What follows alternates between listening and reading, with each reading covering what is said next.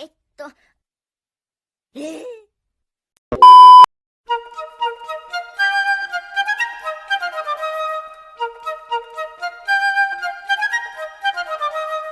In today's video you will learn how to play the Spitfire from 3.0 to 7.0.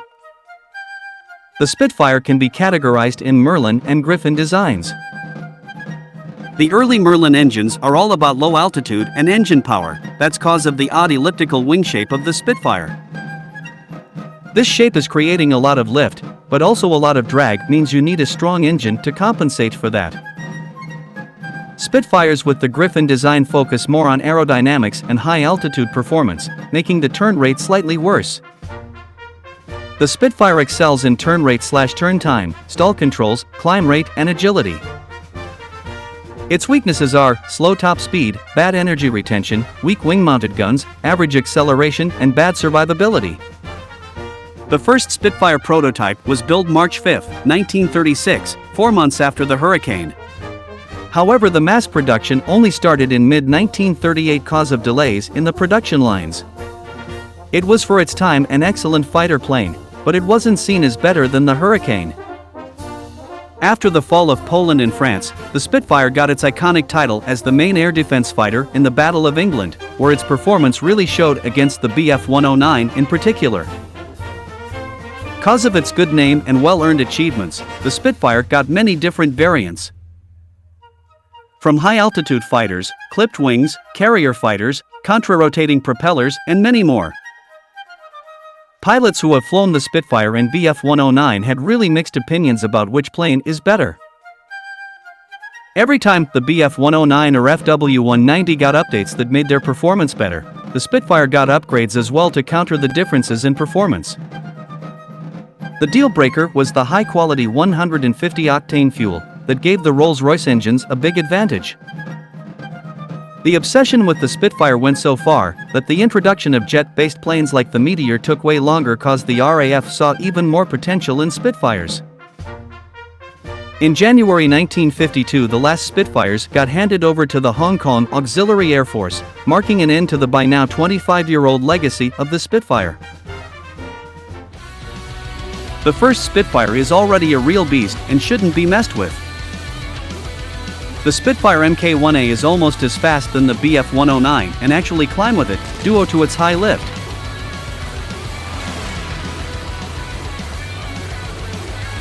We will get into more detail about this Spitfire phenomenon later in the video.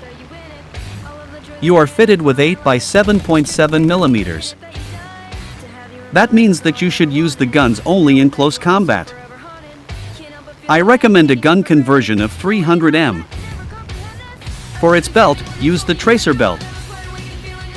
Just like the Americans, every round is an incendiary round, making it very effective against early planes that aren't armored. This plane is also great to handle with manual engine controls. Its overheating is a problem, but with the amount of power you get from it you can handle every other plane you face.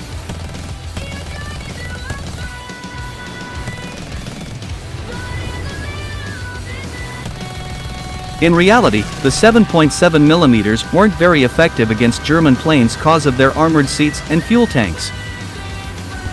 The interesting thing is that the British still use them, even when the pilots wanted to use the 12.7 mm from America due to its greater range and damage. Historians say that it's caused the following reasons: they had a lot of those machine guns and ammo after the Great War. Also, weight is a big factor. For 1 by 12.7 mm you would have to get rid of 2 by 7 mm. The rate of fire was also higher, making snapshots more effective.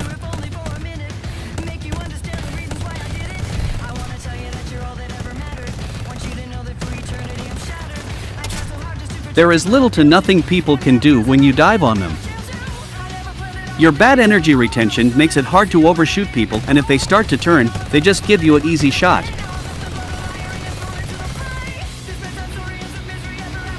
The climb on Spitfires is very interesting. Because your plane has a lot of lift, you can climb in steeper angles. For all Spitfires I would climb in an angle where you are around 280 km/h. You won't be the first in the battle, but you will be by far the highest.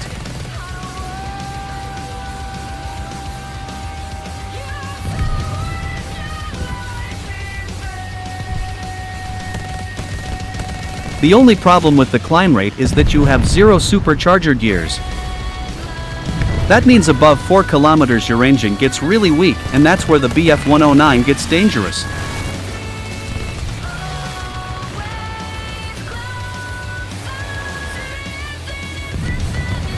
The Spitfire Mk2A is in-game the exact same plane. The only differences on paper are the better cooling system and the slightly stronger engine that is in-game even worse than the Mk1A.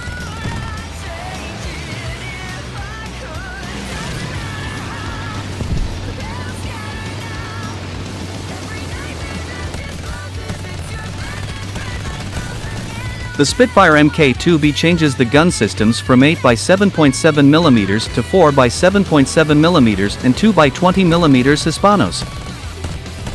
That's caused the exact reason the BF109 got a gun upgrade as well. The Spitfires had a hard time dealing with heavier planes. But watch out, you only have 120 rounds in total for both guns. I advise separate keys for low caliber and high caliber guns. The performance itself stays the same.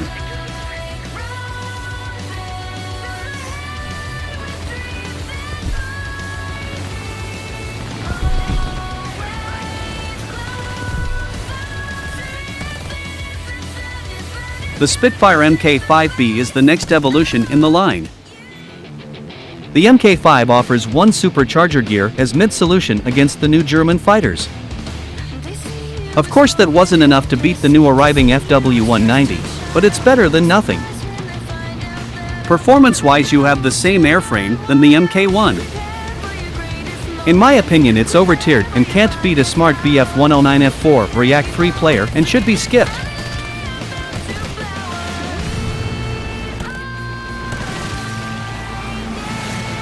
The only real problem that got fixed were the negative G problems.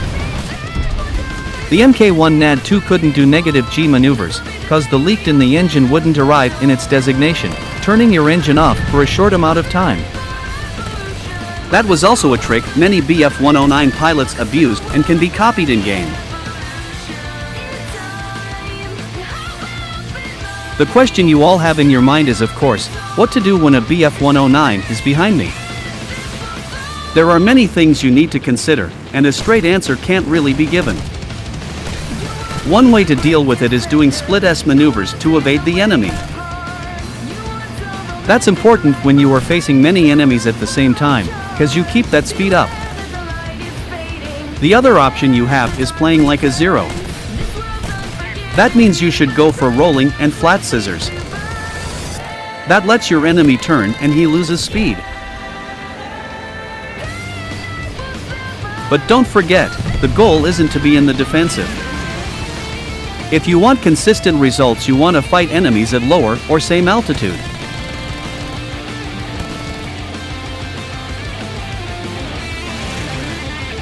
The C version of the Mk5 gets rid of the 7.7 mm and adds 2 extra 20 mm Hispanos. Besides that, your performance is still like the Mk1 and it's only advised to use the plane and ground RB. The 20 mm at this BR can kill big bombers, but also light armored cars and tanks.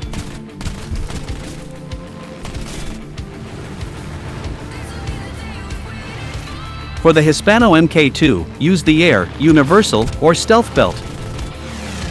The unique things about the Hispanos are that you have access to the semi-armor piercing round. In theory, this round should pen the target and explode inside.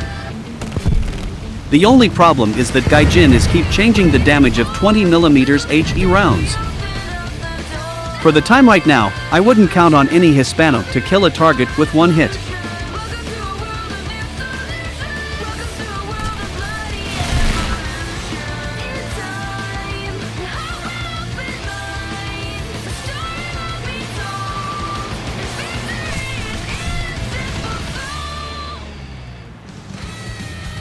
Against ground targets, the 20 mm work just fine. They pen up to 37 millimeters, making it possible to play as fighter attacker against tanks or pillboxes. The Seafire Mk3 is Spitfire Mk5, but as carrier fighter. Besides that, it has twice as much 20mm ammo, giving it some kind of advantage. The Seafire Mk17 on the other hand gives you a lot more. First off, you get access to the new Griffon engine. That means that you have up to 1953 horsepower at an altitude of 1,800 meters with your second supercharger gear, even up to 1782 horsepower at 4,200 meters. Then you get access to the Mk5 Hispanos with slightly better belts. And if that's not enough, you can finally carry some little bombs.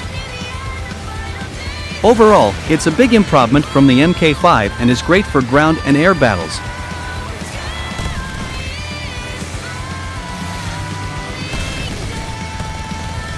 I will talk about the Griffon engine shortly. It's a big topic cause it's kinda like flying a different plane. The Seafires overall should be used only in ground RB, besides the Mk17 that can be used in air RB as well.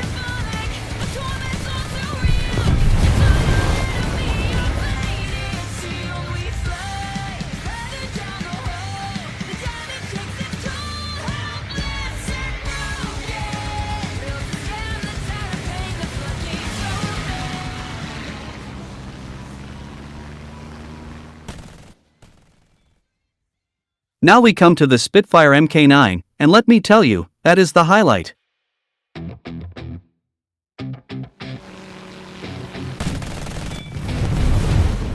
You remember that I said the Mk5 was a mid-solution against the FW190? The Mk9 is the answer. It offers a second-stage supercharger gear, giving you the extra power you need from 4,100 meter and onwards. Besides that, you get an extra radiator and more ammo for the 20mm Hispanos. This plane can be considered one of the best mid-tier fighters, only thing holding it back is its rather slow top speed and bad energy retention.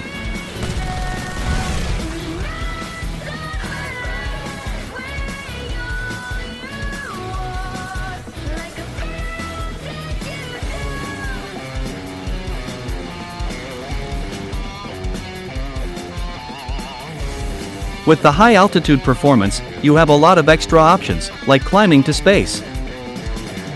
Of course you outperform BF109 at 7 km, but that's boring for you and everyone else in the lobby. Remember, you are a turn fighter. That means playing energy isn't your strong suit.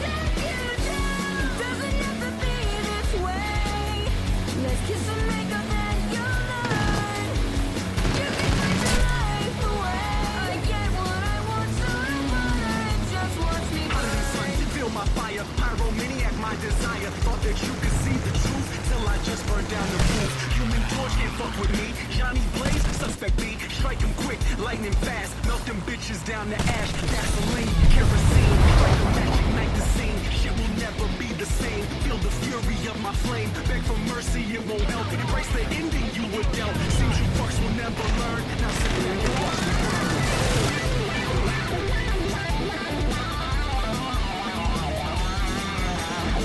burn. The clipped wing version of the Mk9 gives you some better energy performance at low alt. It's just worse than the original.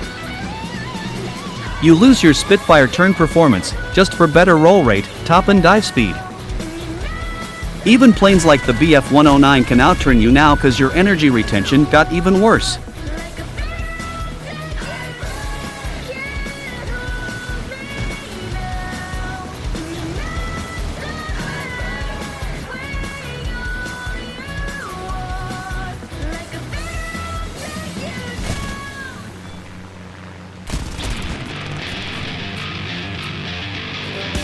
The Spitfires with the Griffon engine have a whole different airframe than the Merlin ones. The Griffon engine has its focus on aerodynamics and speed. The nose is extra sharp like the BF109 for better acceleration and top speed.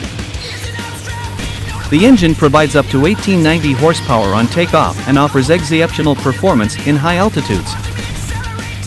It also offers better energy retention because of its new form and gives BF109s like the K4 a hard time in speed.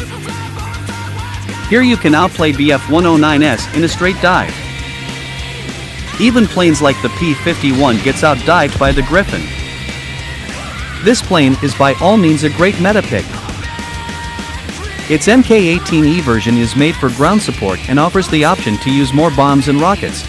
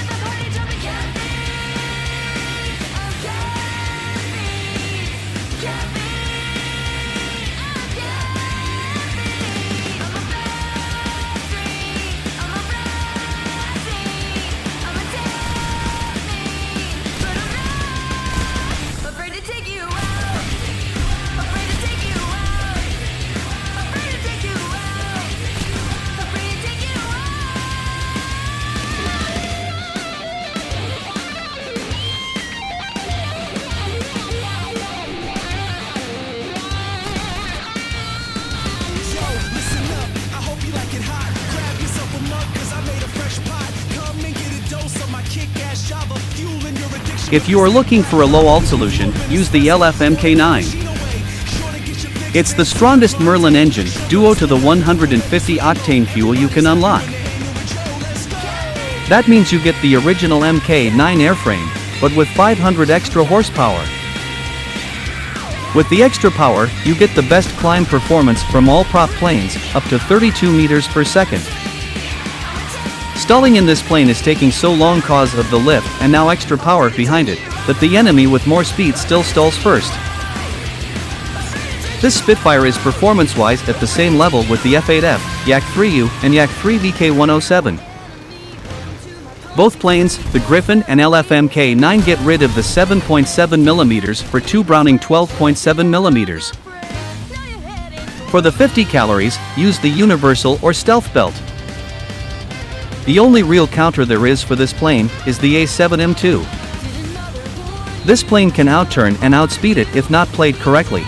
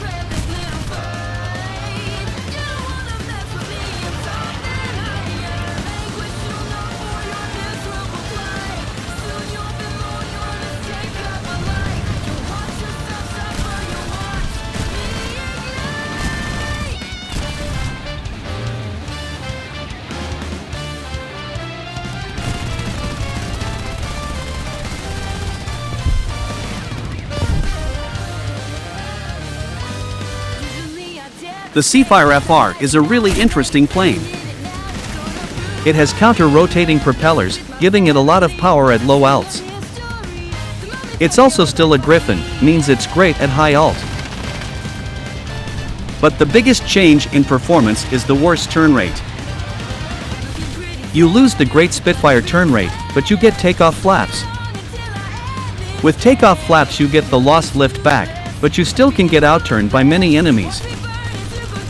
Besides that, you now have 4x20mm Mk5 Hispanos. This plane is an energy fighter and should be used like one.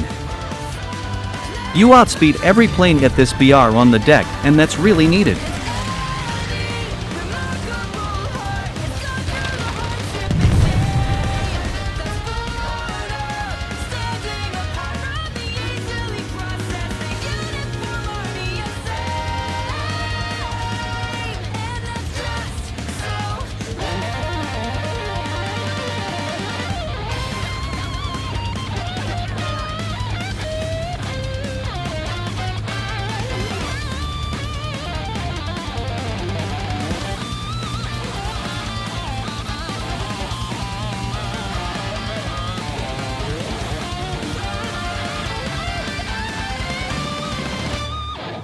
Desecrate, leave you in a foul state, put you in the trash with that nonsense you perpetuate. Why you get me riled up? Don't you know wild bro? Bet you'll understand when I'm pissing on your ashes, son. Told you I'm torturous. When you feel the force of this blast, you'll crash like a cardiac explosion. Bitch, bloody body broken, no screw. This a bloodbath. Try to get away, but there's no escaping Alcatraz. Look what you made me do. Told you I was sorry, you fools. You lose blood, cold ice water. Do riches in my bag of tricks. Hit you with the baddest licks ever. You'll never contend. I win, bringing out the beast in me, challenging my decency. Now I gotta ask, do you really want a piece of me? Hope you're ready for the pain. Suffer when I hit your brain. Erase your essence from earth. No need to explain.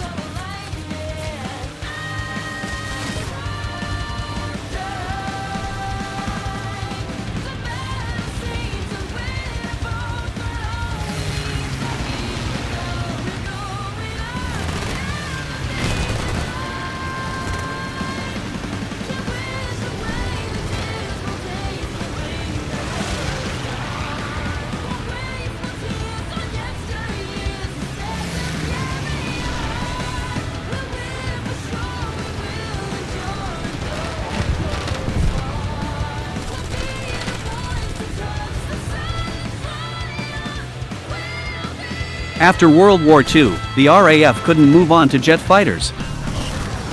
Many voices were against it, but it didn't help. Here you see the Mk22. It's a slightly stronger Griffon with 4x20mm Hispanos. Against jets, this plane can only fight people who think they can turn fight a turn fighter, or you boom and zoom your targets.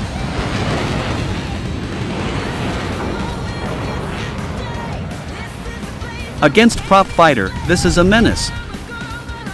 If the guns would work, you would play a simple gun upgrade from the original Griffon. Here you feel home and want to be at.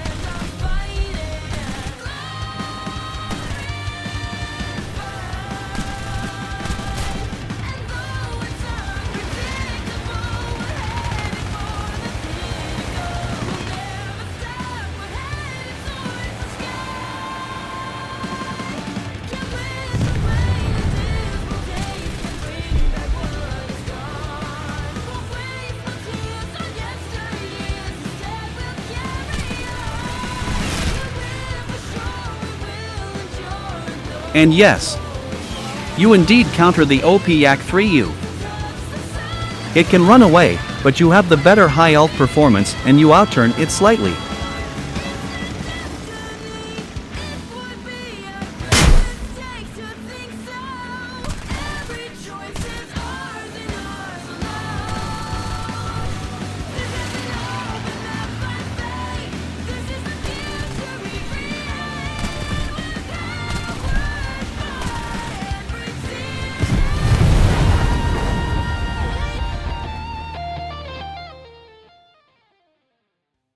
Now we arrived on the last prop fighter in the world.